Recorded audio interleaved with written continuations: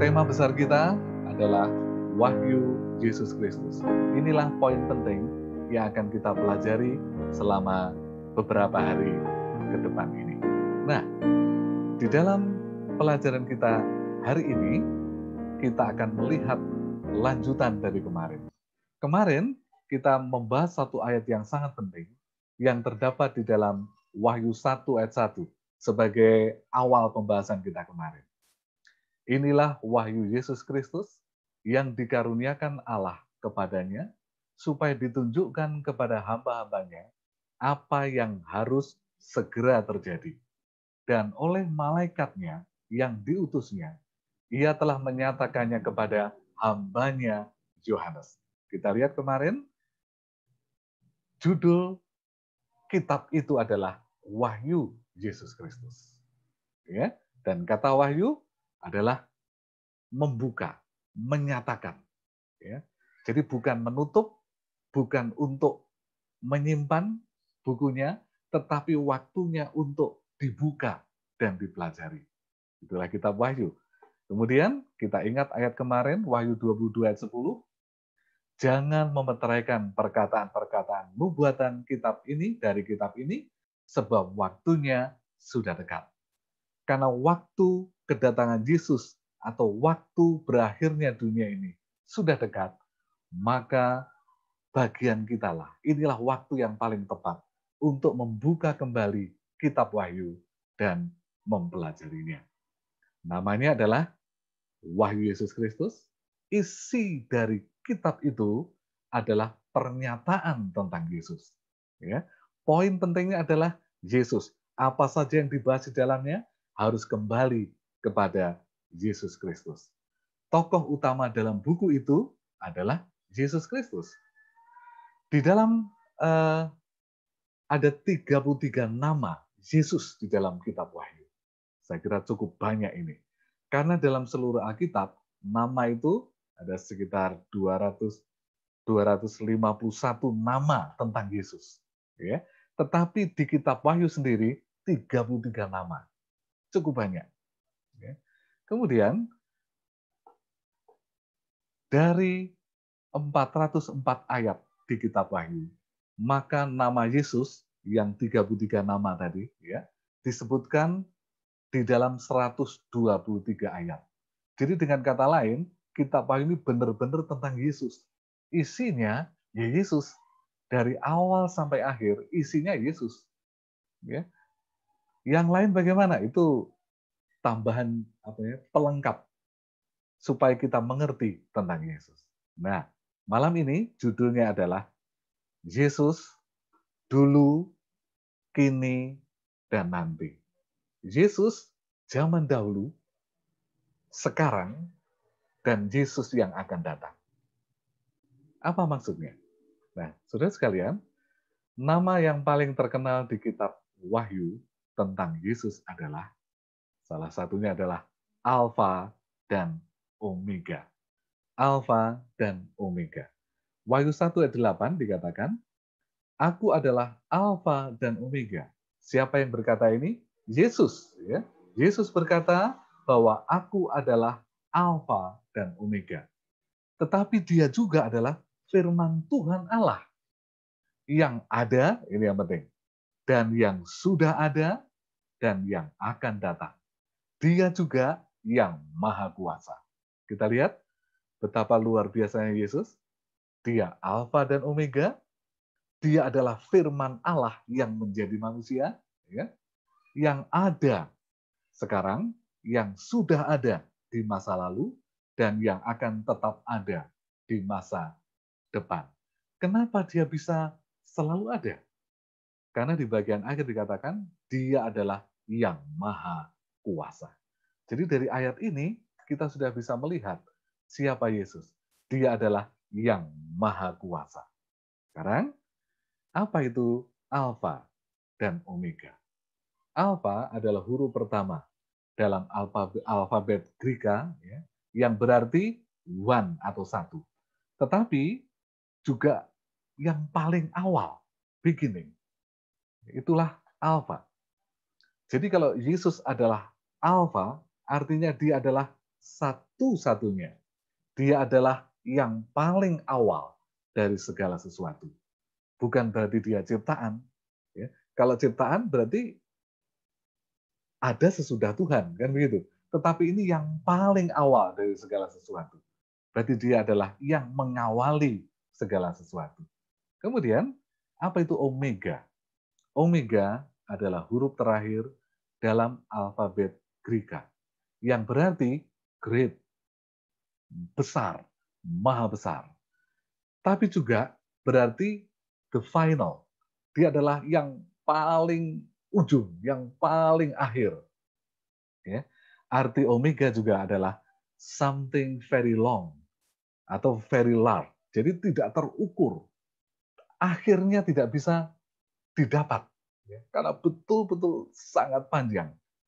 Bisa dikatakan tidak ada akhirnya. Itulah alfa dan omega. Nah, sekarang, saudara sekalian, dikatakan tadi bahwa alfa dan omega, salah satu artinya adalah yang ada, yang sudah ada, dan yang akan datang. Dia adalah yang awal, dia juga yang akhir, dan juga yang ada saat ini. Nah, kalau begitu, apa itu alfa dan omega? Alfa dan omega menunjukkan tentang bahwa Yesus adalah Dia yang selalu ada. Kita pernah dengar lagu ya, Dia selalu ada, Dia selalu ada. Ya, Dia selalu ada. Sejak kapan? Sejak dahulu kala. Sekarang juga tetap ada, dan Dia akan tetap ada di masa yang akan datang. Kenapa kok bisa begitu? Karena Dia adalah yang maha kuasa. Dia adalah Allah. Allah yang telah rela menjadi manusia. Dan sekarang Dia kembali kepada kemuliaannya di dalam tahta kerajaan sorga. Nah, di dalam Wahyu 1 ayat 13, ketika kita masuk ke pembahasan jemaat yang kedua, ya, nanti kita akan melihat bagaimana Alfa dan Omega ini berperan penting dalam sejarah gereja Tuhan. Wahyu 1 ayat 13 dikatakan, dan di tengah-tengah kaki Dian itu ada seorang serupa anak manusia. Ya. Ada 7 kaki Dian yang dilihat oleh Yohanes. Di tengah-tengah kaki Dian itu, ini juga bisa diterjemahkan, di antara 7 kaki Dian itu ada seorang serupa anak manusia.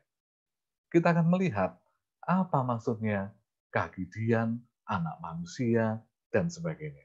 Ya. Wahyu 1 ayat 20 memberikan satu penjelasan kepada kita, apa itu 7 kaki Dian. Ketujuh kaki Dian itu ialah ketujuh jemaat. Kemarin kita sudah pelajari. Di Asia Kecil ada 7 jemaat yang saat itu sudah ada di zaman Yohanes. Ya. Dan ternyata ketujuh jemaat itu dilambangkan 7 kaki Dian. Sekarang, anak manusia itu ada di antara 7 kaki Dian. Artinya adalah Yesus yang maha kuasa, Alfa dan Omega, yang awal dan yang akhir tadi, selalu ada di tengah-tengah umatnya. Dia selalu ada, tidak pernah meninggalkan umatnya dalam segala situasi. Dia selalu menyertai jemaatnya dari zaman Yohanes sampai pada akhir zaman nanti. Itulah makna bahwa anak manusia ada di antara, ada di tengah-tengah ketujuh kaki Dian. Apalagi jika jemaatnya dalam suasana sulit, dalam menghadapi banyak masalah dan tantangan, maka yang awal dan yang akhir itu, yang maha kuasa itu pasti ada. Dia tidak pernah meninggalkan kita. Inilah pekabaran yang luar biasa. mengetahui bahwa Yesus tidak pernah meninggalkan jemaatnya dari sejak awal sampai pada akhir zaman nanti. Nah, saudara sekalian, kita ulang kembali secara ringkas, isi dari kitab Wahyu Yesus Kristus adalah, kemarin kita sudah pelajari, apa yang harus segera terjadi. Dan yang kedua adalah karena waktunya sudah dekat. Jadi, bagi Yohanes, apa yang harus terjadi adalah peristiwa sejak Yohanes sampai dunia baru. Bagi kita sekarang, peristiwa yang segera terjadi adalah dari sekarang sampai dunia baru. Tetapi kita perlu melihat apa yang terjadi sejak Yohanes sampai sekarang, supaya kita dapat belajar dan setia. Bagi Yohanes, dunia baru sudah dekat. Bagi kita sekarang, dunia baru sangat dekat. Besok lebih dekat lagi. Ya, dan itu sebabnya kita bergembira karena Jemaat Hang Tuah mau mengadakan pelajaran kitab Wahyu untuk mengingatkan kepada kita bahwa waktunya sudah sangat dekat. Kita perlu mempelajari buku itu lebih teliti lagi. Baik, jaminan penyertaan Yesus bagi jemaatnya. Yesus ada di antara 7 kaki dia, muncul kembali di jemaat yang kedua, yaitu Smyrna. Ya, ini adalah posisi Smyrna di situ, sedangkan Efesus ada di bawahnya. Seperti apa, saudara sekalian, Smyrna ini? Ya, letaknya adalah 40 mil sebelah utara kota Efesus. Jadi tidak terlalu jauh sebenarnya dari kota Efesus. Ya, kemarin kita bicara tentang Efesus. Nah, kota Smyrna, kota pelabuhan dan pusat perdagangan setelah masa kejayaan kota Efesus memudar. Jadi, ini adalah masa nanti memiliki karakter ya. Jemaat Korintus, jemaat Efesus sudah berlalu, karakternya sudah diwakili kemarin. Jemaat Smyrna akan mewakili suatu periode ya. Karakternya akan mewakili jemaat Tuhan dalam periode tahun 100 sampai 313 Masehi. Nah, kota Smyrna ini adalah penghasil minyak wangi-wangian. Itulah sebabnya Smyrna berarti bau yang harum. Ya. Kenapa? Karena memang penghasil minyak wangi-wangian. Sehingga disebut kota yang baunya harum. Tetapi seperti Efesus. Efesus adalah pusat penyembahan dewi. Sedangkan Smyrna juga pusat penyembahan. Tetapi penyembahan kepada kaisar sebagai dewa. Kita akan melihat secara ringkas ya. Di Efesus dan Smyrna, saudara sekalian, Efesus penyembahan yang luar biasa, bahkan itu pusat penyembahan untuk Dewi Artemis atau Diana. Sedangkan untuk Smyrna adalah pusat penyembahan pada Artemis atau Dewi Diana, tetapi juga, ini poin pentingnya, juga penyembahan kepada kaisar sebagai anak Artemis. Kalau gitu, poin di Efesus adalah penyembahan Artemis atau Diana, Smyrna pusat penyembahan kaisar sebagai anak Dewi Artemis. Ini adalah reruntuhan kota Smyrna. Nah, dengan melihat ada reruntuhan, berarti apa yang dituliskan di kitab Wahyu bukan dongeng. Itu kota yang benar-benar ada. Ya, ini reruntuhannya. Kita lihat. Smyrna sekarang, saudara sekalian, adalah kota Izmir di Turki. Jadi sekarang pun masih ada. Tetapi penampilan sekarang tentu saja berbeda dengan penampilan yang dulu atau bahkan reruntuhan yang ada. Inilah penampilan atau tampak dari kota Izmir atau Turki atau Smyrna. Ya, ini dia. Satu kota yang luar biasa, kota pelabuhan yang besar, yang sangat indah dan maju. Jadi apa yang dituliskan di kitab Wahyu benar-benar ada. Inilah kota Izmir atau Turki atau Smyrna. Sekarang saudara sekalian, ada jaminan penyertaan Tuhan yang diberikan kepada jemaat Smyrna ini. Kita akan melihat Wahyu 2 ayat 8. Wahyu 2 ayat 8 dikatakan, dan tuliskanlah kepada malaikat jemaat di Smyrna. Inilah firman dari yang awal dan yang akhir, yang telah mati dan hidup kembali. Kenapa pernyataan kepada Smyrna, Yesus menyatakan diri sebagai yang awal dan yang akhir, dan yang telah mati tapi hidup kembali? Nanti kita lihat, ada alasannya. Baik, saudara sekalian, kondisi jemaat Smyrna, menurut Wahyu pasal 2 ayat 9, ternyata jemaat ini dipenuhi dengan penderitaan. Jemaat yang penuh dengan tekanan, jemaat yang penuh dengan tantangan, sehingga Yesus katakan begini, aku tahu kesusahan-kesusahan kalian. Kalau kita melihat kata kesusahan-kesusahan kalian, berarti betul-betul jemaat Smyrna ini dipenuhi dengan kesusahan. Tidak hanya kesusahan, saudaraku sekalian, Yesus mengatakan kondisi jemaat ini, aku tahu kalian miskin. Karena kesusahan, karena penindasan, jadilah mereka miskin. Ya. Kemudian, lebih lanjut lagi, sudah penuh kesusahan, sudah miskin, aku tahu fitnahan-fitnahan yang dilontarkan terhadapmu oleh orang-orang yang mengaku dirinya Yahudi, padahal bukan. Mereka adalah umat iblis. Kita lihat kondisinya, betul-betul memprihatinkan. Sudah susah, miskin, difitnah lagi. Itulah Smyrna, saudaraku sekalian. Ya. Sekarang, Smyrna ini sekali lagi mewakili periode sejarah gereja tahun 100 sampai 313 Masehi. Ternyata di periode ini 100 sampai 313 Masehi ini Kekaisaran Roma memiliki 12 kaisar. Ya, jadi selama periode itu ada 12 kaisar yang memerintah dan 8 kaisar besar di mana orang-orang Kristen mendapatkan penganiayaan. Jadi, kenapa mereka penuh kesusahan? Karena ada aniaya oleh kaisar-kaisar Roma. Kenapa orang-orang Kristen di Smyrna menderita? Karena miskin.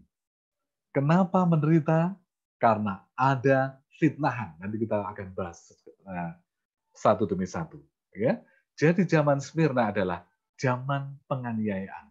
Mewakili satu periode penganiayaan. Tahun 100 sampai 313 Masehi. Sekarang saudara sekalian, mengapa mereka begitu menderita? Ayat yang akan selalu muncul setiap malam adalah Wahyu 12 ayat 10. Karena setan, iblis, mereka penguasa kejahatan ini mendakwa saudara-saudara kita dan mendakwa umat-umat Tuhan siang dan malam. Setan berusaha agar umat-umat Tuhan menderita, agar umat-umat Tuhan mengalami banyak kesusahan, miskin, dan bahkan menghadapi fitnahan-fitnahan. Kenapa harus begini? Ya, karena tujuan setan adalah supaya umat Tuhan meninggalkan imannya. Baik, di zaman periode 100 sampai 313 Masehi, ada banyak penganiayaan. Salah satunya adalah yang dilakukan kepada Polikarp atau Polikarpus, ya, yang dibakar di atas tiang pada tahun 155 AD. Dia tidak dibakar sendirian, tetapi dia dibakar bersama dengan orang-orang Kristen lainnya yang menolak penyembahan kaisar. Kita ingat, Smyrna adalah penyembahan kaisar, pusat penyembahan kaisar yang dianggap sebagai anak dari Artemis. Ya. siapa yang menolak menyembah kaisar akan dihukum mati. Dan banyak orang-orang Kristen pada tahun-tahun itu, pada periode itu, mati dibakar. Inilah pernyataan dari Polikarp sebelum mati. Ketika dia diancam untuk menyerah, untuk meninggalkan imannya dan menyembah kaisar, dia katakan sebagai berikut. Selama 86 tahun, saya telah menjadi hambanya, hamba Yesus, ya. Dan dia, yaitu Yesus, tidak pernah melakukan kesalahan. Bagaimana saya bisa menghujat raja saya yang telah menyelamatkan saya? Ini Polikarp. Ya. Dia tidak mau menyembah kaisar karena harus meninggalkan imannya. Dia lebih baik mati dibakar. Dan betul-betul dia mati dibakar pada tahun 155 Masehi bersama dengan orang-orang Kristen yang cukup banyak yang menyertainya. Nah, apalagi 8 dari 12 kaisar besar yang menganiaya orang Kristen selama tahun 100 sampai 313 Masehi, ini ada dalam sejarah, ini bukan rekayasa, kita bisa melihat sejarah gereja, ya, dan kita melihat bukti yang luar biasa. 8 dari 12 kaisar besar itu adalah ada Kaisar Trajan tahun 98 sampai 117, ada Kaisar Hadrian, ada Kaisar Marcus Aurelius, ada Kaisar Septimus Severus, ya, ada Kaisar Maximus, kemudian ada Kaisar Decius, dan ada Kaisar Valerian, dan yang terakhir adalah Diocletian. Kaisar-kaisar ini menganiaya umat-umat Tuhan. Banyak orang-orang yang harus mati karena imannya. Nah, saudaraku sekalian yang terkasih dalam Tuhan, di dalam Wahyu pasal 2 ayat 10 dikatakan sebagai berikut. Wahyu 2 ayat 10, jangan takut terhadap apa yang harus engkau derita. Sesungguhnya iblis akan melemparkan beberapa orang dari antaramu ke dalam penjara, supaya kamu dicobai dan kamu akan peroleh kesusahan selama 10 hari. Apa maksudnya ayat yang ke-10 ini? Ternyata, saudara sekalian, sejarah membuktikan, ya, kalau kita lihat 1 hari sama dengan 1 tahun nubuatan, Yeskiel 4 ayat 6, maka ketika kita melihat sejarah, kita mendapati satu fakta yang sangat mengejutkan. Penganiayaan bagi orang Kristen memuncak pada zaman Kaisar Diocletian, yaitu tahun 303 sampai 313. Selama 10 tahun. Jadi tepat sekali. Wahyu 2 ayat 10 katakan, kamu akan peroleh kesusahan selama berapa hari? 10 hari. Kalau 1 hari sama dengan 1 tahun, Yeskiel 4 ayat yang ke-6, maka klop dengan apa yang dibuktikan oleh sejarah. Kaisar Diocletian menganiaya dengan aniaya yang luar biasa selama 10 tahun atau 10 hari nubuatan. Tahun 303 sampai 313. Nah, saudaraku sekalian, apa yang dilakukan oleh Kaisar Diocletian selama 10 tahun? Sehingga harus dituliskan dalam nubuatan kitab Wahyu, yaitu kesusahan selama 10 hari. Ternyata yang dilakukan memang luar biasa. Yang pertama, ini hanya beberapa bukti yang saya sampaikan, ada banyak bukti yang lainnya. Ya. Pada tanggal 23 Februari 303 Masehi, ini adalah permulaan Kaisar Diocletian dalam aniaya untuk melenyapkan agama Kristen. Apa yang dia lakukan? Apa yang dilakukan oleh Kaisar ini? Dia memerintahkan agar semua Alkitab Kristen dibakar habis. Dan benar, Alkitab dibakar. Jumlahnya yang sangat banyak, semua dibakar. Kalau bisa, tidak ada yang tertinggal satupun. Itu dilakukan oleh Kaisar Diocletian. Ini ya gambarannya. Alkitab-Alkitab dirampas dari rakyat, kemudian dikumpulkan, dan akhirnya dibakar, dimusnahkan dari seluruh kekaisaran Roma. Itu yang dilakukan Diokletian. Apalagi yang dilakukan oleh kaisar ini sehingga terkenal sebagai penganiaya umat Tuhan.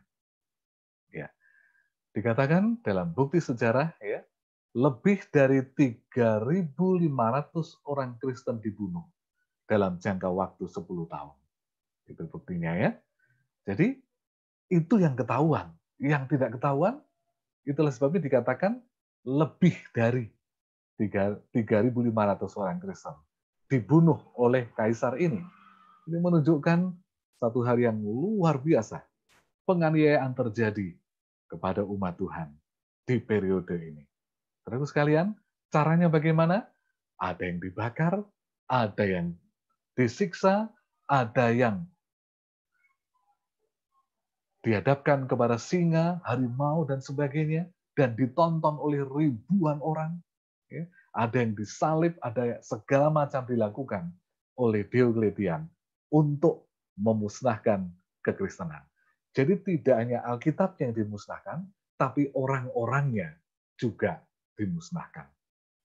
Satu hal yang luar biasa, penderitaan yang hebat yang dialami umat-umat Tuhan di periode Smyrna. Nah, saudara sekalian, apalagi? Ternyata kekaisaran ini berakhir. Kekuasaan dari Diokletian akhirnya berakhir ketika diambil alih oleh Kaisar Konstantin. Itu melalui Edict of Milan tahun 313. Itu nanti akan bersambung pada pelajaran berikutnya. Konstantin nanti yang akhirnya menjadi Kristen, dalam tanda kutip pura-pura jadi Kristen, akan menggunakan kekuasaannya bahkan tidak lebih baik dari Diokletian. Walaupun dengan cara yang kelihatan rohani. Kita akan lihat pelajaran selanjutnya. Nah, saudaraku sekalian, kondisi jemaat Smyrna menderita kesusahan-kesusahan luar biasa mereka alami. Sekarang, itu tadi adalah penderitaan yang datang dari luar, ya, dari Kaisar Diokletian. Sekarang, ada penderitaan yang jika kita pikirkan, sebenarnya ini lebih membuat jemaat itu menderita dibandingkan dengan siksaan fisik yang mereka alami. Kenapa? Karena mereka menghadapi pemfitnah dari dalam. Dikatakan dalam ayat ini, aku tahu fitnahan-fitnahan yang dilontarkan terhadapmu oleh orang-orang yang mengaku dirinya Yahudi. Padahal bukan, mereka adalah umat iblis. Kenapa dikatakan sebagai umat iblis? Karena memfitnah umat Tuhan. Apa itu fitnah? Memberikan satu keterangan yang berbeda dengan faktanya. Dan kita tahu peribahasa Indonesia. Fitnah lebih kejam dari pembunuhan. Kenapa? Kalau dibunuh ya sudah langsung selesai. Tetapi kalau difitnah akan mengalami sakit hati yang luar biasa. Penderitaan batin yang luar biasa. Dan sayangnya, fitnahan-fitnahan itu justru dilakukan oleh orang-orang dalam. Mereka menghadapi tantangan dari dalam. Banyak pemfitnah dari gereja sendiri, yaitu yang berasal dari orang-orang Yahudi. Saudara sekalian, seandainya di gereja kita ada pemfitnah-pemfitnah, bagaimana rasanya? Kita tentu saja tidak nyaman di dalam, ya. Tetapi ini terjadi sejak zaman Smyrna. Ada banyak pemfitnah di sana. Ya. Dan ini pun terjadi di Smyrna yang sesungguhnya. Di zaman Yohanes. Ada banyak pemfitnah di sana. Apalagi di zaman Diokletian. Ada banyak pemfitnah. Orang-orang yang mengaku umat Tuhan. Tetapi sebenarnya adalah umat iblis. Karena berusaha menghancurkan umat Tuhan dari dalam. Kita lihat penderitaan yang lengkap. Sudah susah, sudah miskin, difitnah lagi. Satu penderitaan yang benar-benar luar biasa. Jadi, salah satu pelajaran dari kita adalah, kalau ada orang memfitnah dalam gereja, menurut kitab Wahyu, bukan menurut saya, Wahyu 2 ayat 9 dikatakan, dia adalah umat iblis, walaupun ada dalam jemaat. Apakah ada kalau begitu umat iblis di akhir zaman? Ada.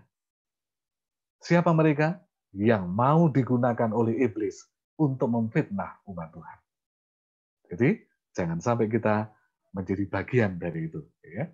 Tapi marilah, walaupun kita menderita, tapi kita tetap setia seperti jemaat Smyrna. Baik, saudara sekalian. Tetapi ada yang menarik. Selain hal-hal negatif tadi yang menyedihkan hati tadi, kesusahan, miskin, difitnah, ada sesuatu yang positif di ayat ini dalam Wahyu pasal 2 ayat 9 ini. Apa itu? Saya baca dari awal, kesusahan-kesusahan kalian. Aku tahu kalian juga miskin. Tetapi ini dia, sebenarnya kalian kaya. Ini yang positif. Miskin kok kaya, apa maksudnya? Ya, saudara sekalian, Smyrna berasal dari bahasa Yunani atau bahasa Greka, yaitu smurnaios, yang artinya bau yang harum. Ya. Kemudian apa hubungannya dengan penderitaan jemaat Smyrna? Ternyata ini yang dimaksud Yesus. Kesusahan, kemiskinan, serta fitnahan itu justru menjadikan jemaat Smyrna kaya di mata Tuhan. Mereka semakin kuat dalam iman. Dan kekuatan iman di tengah kesusahan, di tengah kemiskinan, di tengah fitnahan, itu justru menjadi bau yang harum di mata Tuhan. Saudara sekalian, oleh karena itu, kalau ada banyak kesusahan kita alami, kalau harus terpaksa dalam harta dunia kita juga tidak punya, bahkan difitnah kanan kiri, tetap setia. Kenapa? Kalau kita tetap setia seperti jemaat Smyrna, maka hidup kita, doa kita, puji-pujian kita justru menjadi bau yang harum bagi Tuhan. Ya. Dan iman inilah yang disebut dengan kekayaan di mata Tuhan. Baik, kita lanjutkan. Sekarang, apa yang menjadi kunci jemaat Smyrna sehingga mereka tetap kuat dan tidak jatuh? Mereka tidak mendapatkan celaan sama sekali oleh Yesus. Sedangkan generasi pertama, jemaat rasul-rasul, ya, yang desirable, ya, yang dirindukan, yang seharusnya dicontoh, yang sempurna, justru mendapatkan celaan dari Yesus. Apa celaannya? Kehilangan kasih yang semula. Kalau nggak bertobat, akan binasa. Itu jemaat Efesus kemarin. Ya. Justru di jemaat Smyrna ini, tidak ada celaan dari Yesus. Ya. Kenapa? Karena mereka kuat di dalam iman. Sekarang pertanyaannya, apa yang membuat mereka kuat dan tidak jatuh? Apa yang membuat mereka tidak dicela oleh Yesus? Jawabannya adalah di Wahyu 2 ayat 10 yang kita sudah baca tadi. Apa itu? Karena mereka kaya. Loh, kan mereka miskin karena ditindas. Benar, tetapi Yesus katakan mereka kaya. Kalau gitu maksudnya apa? Saudara sekalian, mari kita baca 1 Petrus 1 ayat 7. 1 Petrus 1 ayat 7 nanti akan memberikan penjelasan kepada kita mengapa mereka disebut kaya. 1 Petrus 1 ayat 7, maksud semuanya itu ialah untuk membuktikan kemurnian imanmu yang jauh lebih tinggi nilainya daripada emas yang fana, yang diuji kemurniannya dengan api, sehingga kamu memperoleh puji-pujian dan kemuliaan dan kehormatan pada hari Yesus Kristus menyatakan dirinya. Kita lihat, ternyata kemurnian iman orang-orang Smyrna jauh lebih berharga dari emas yang telah diuji kemurniannya dengan api. Itulah sebabnya mereka disebut kaya, karena memiliki harta yang lebih mahal dari emas. Apa itu? Kemurnian iman. Ya, tetap setia di dalam Tuhan. Kemudian, kemurnian iman itu didapat dari mana? Bagaimana supaya imannya murni sehingga tidak tergoncang dan tidak jatuh? Kita membaca Roma 10 ayat 17. Roma 10 ayat 17. Jadi, iman timbul dari pendengaran. Pendengaran akan apa? Ya, apakah semua yang kita dengar akan menumbuhkan iman kita? Ternyata tidak. Roma 10 ayat 17, iman timbul dari pendengaran dan pendengaran oleh firman Kristus. Apa yang membuat kemurnian iman jemaat di Smyrna? Mereka selalu mempelajari firman Yesus. Oh, kalau begitu, Alkitab, firman Tuhan, yang membuat mereka murni, yang membuat mereka bertahan dalam segala ujian yang mereka alami. Nah, saudara sekalian, kita kemarin berulang-ulang membaca Wahyu 1 ayat 3. Ini berhubungan dengan iman yang murni. Iman yang murni timbul dari pendengaran akan firman Yesus. Ini firman Yesus. Berbahagialah ia yang membaca dan mereka yang mendengarkan kata-kata nubuat ini dan yang menuruti apa yang ada tertulis di dalamnya. Sebab waktunya sudah dekat. Kita lihat, berarti orang-orang Smyrna selalu mengambil waktu khusus dalam kehidupan mereka untuk membaca firman Tuhan. Kalau mereka tidak mengerti bagaimana, mereka membuka telinga untuk keterangan, mendengarkan kata-kata nubuatan ini yang disampaikan oleh mereka yang bertanggung jawab. Ya. Tetapi mereka tidak hanya membaca dan mendengar, mereka juga menuruti apa yang tertulis di dalamnya. Sebab waktunya sudah dekat. Ya. Bagi orang-orang Smyrna, waktu yang dekat adalah waktu penganiayaan. Karena sebelum penganiayaan terjadi, mereka sudah membaca firman Tuhan, mereka sudah mendengar untuk mengerti, mereka sudah menuruti apa yang tertulis di dalamnya ketika penganiayaan 8 kaisar Roma terjadi. Iman mereka semakin kuat.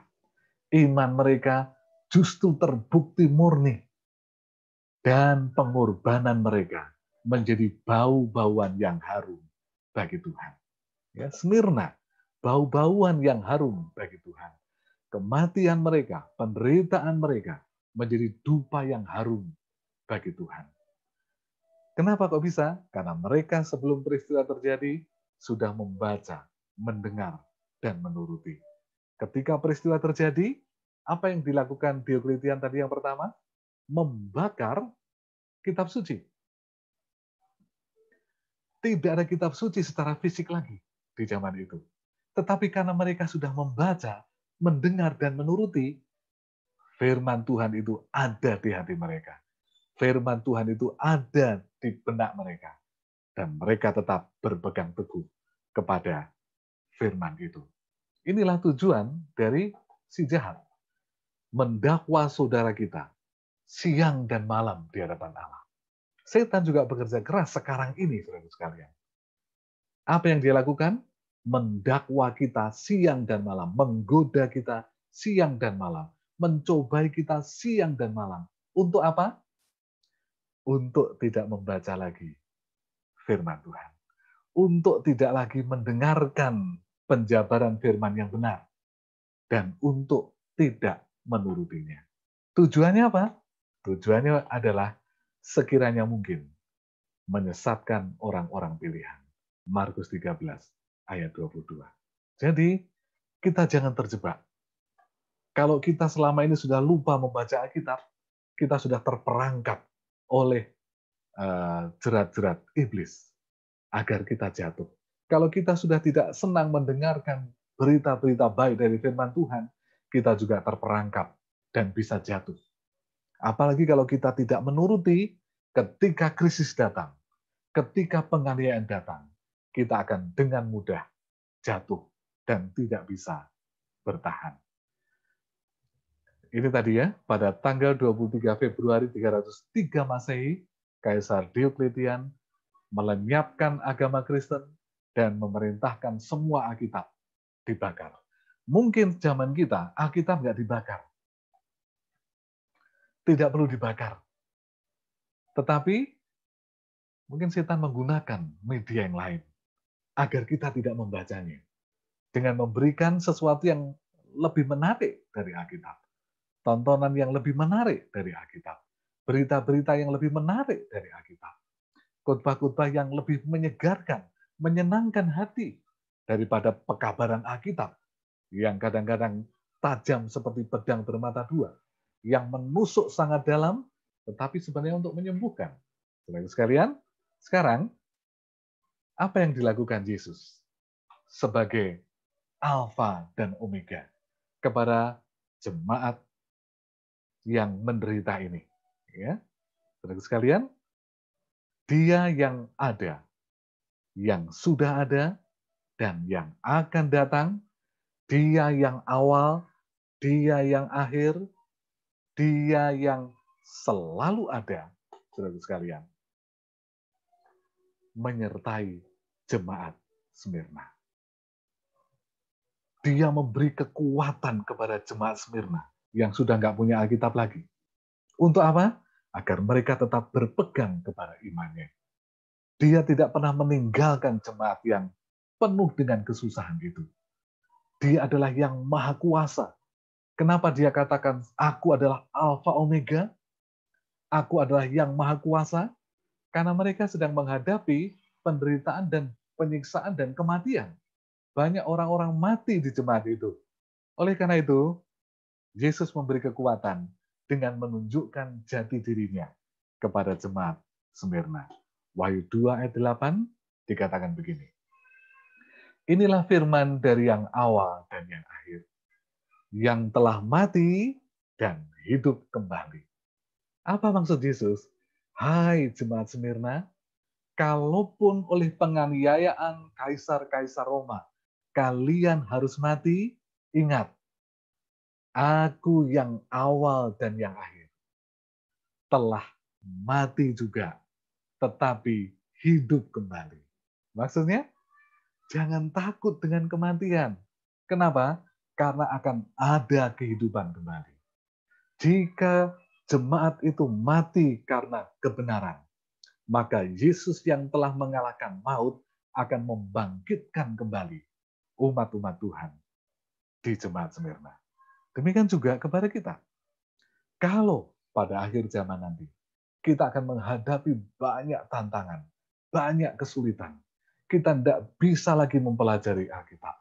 Kita menghadapi ancaman kematian karena iman kita.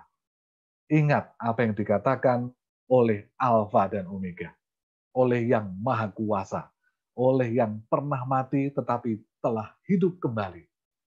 Dia juga memberi jaminan kepada kita untuk tidak takut mati karena kebenaran, karena akan dibangkitkan. Kemudian, di ayat 10 dikatakan begini, hendaklah engkau setia sampai mati. Jadi ukuran setia adalah sampai mati. Bukan setia sampai murtad, tapi harus sampai mati. Ya. Kenapa? Bagi mereka, bagi kita yang setia sampai mati, Yesus yang awal dan yang akhir, Alfa Omega, yang maha kuasa itu berkata begini, aku akan mengaruniakan kepadamu mahkota kehidupan. Apa ada penghiburan yang lebih besar dari ini? Ini adalah pernyataan yang luar biasa. Kalau kita setia sampai mati, kita akan dibangkitkan. Kita akan mendapatkan mahkota kehidupan. Jemaat Smyrna mendapatkan penghiburan. Mereka tetap setia karena ada jaminan kebangkitan kembali dan mahkota kehidupan. Saudara sekalian yang terkasih dalam Tuhan, mari kita lihat ringkasannya. Jemaat Efesus, desirable jemaat, jemaat yang sempurna, jemaat rasul-rasul, ada tantangan eksternal. Apa itu? Tantangan dari luar yang luar biasa adalah penyembahan terhadap Dewi Artemis. Tantangan dari internal, dari dalam jemaat, adalah Nikolaus. Ajaran Nikolaus yang disebut utusan iblis. Siapa Nikolaus yang kita sudah bahas tadi? Yaitu golongan umat yang mengaku umat Tuhan, tetapi menggunakan kekuatan politik, ya, tetapi menggunakan cara-cara politik untuk mencari keuntungan diri di jemaat, untuk menguasai orang lain di jemaat. Dan Yesus menyebut pengikut Nikolaus adalah utusan iblis.